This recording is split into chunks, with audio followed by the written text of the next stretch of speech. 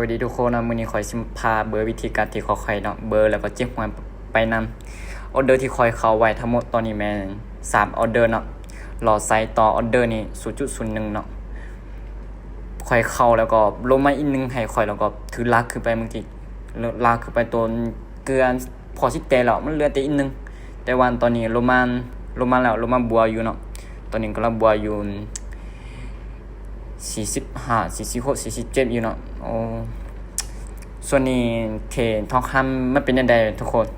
ตางข่อยเบอร์นี้ส่วนนี้ทองคำไซเวย์เนาะแล้วก็ไซเวย์ตัวนี้บ่ค่อยเทแล้วก็ถ้าถือแบบ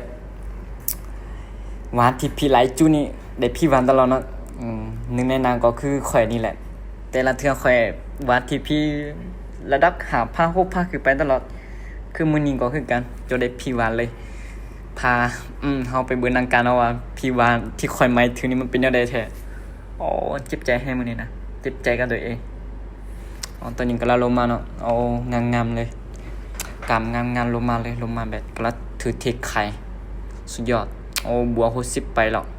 61 63เนาะอ๋อกระบัวอยู่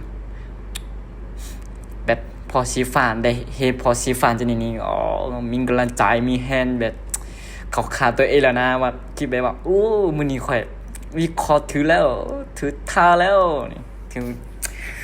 มึงค่อยๆแล้วมื้อนี้นะมึงลุยค่อยๆแล้วจะนี่เลยแหละแม่นบ่ทุกคนคิดจังได๋บ่คือข่อยนี่แบบเขาปุ๊ดแล้วก็พอฟ้านี่นะดีใจแฮนะแต่ละเทื่อเวลาเฮาเข้าออเดอร์นะเฮ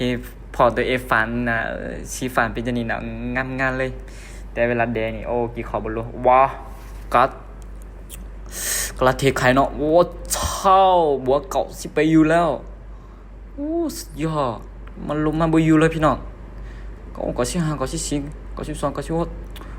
โอ้บัวลอยแล้วอันนี้นี่ข่อยกำลังเปลี่ยนจุดที่พี่เนาะข่อยตาไว้อยู่ที่400โคตร4,600เนาะแต่ว่ากำลังเปลี่ยน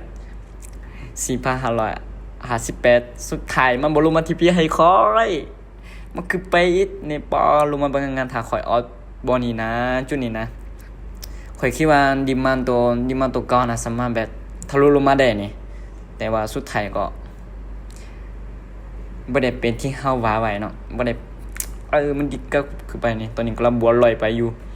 ลอยไปดอลลาร์ลอยโคตรโอ้หวานเจี๊ยดเลยแต่ว่านี่มันดีขึ้นแล้วมันดีขึ้นไปแล้วถ้าแต่บอลน่ะมันดีแล้วนะเนาะนี่อันนี้นี่จนกับตัวจนคือไปฮอบเท่านี้ก็พอเกือบแต่แหละแต่ว่าลงมาให้เนาะ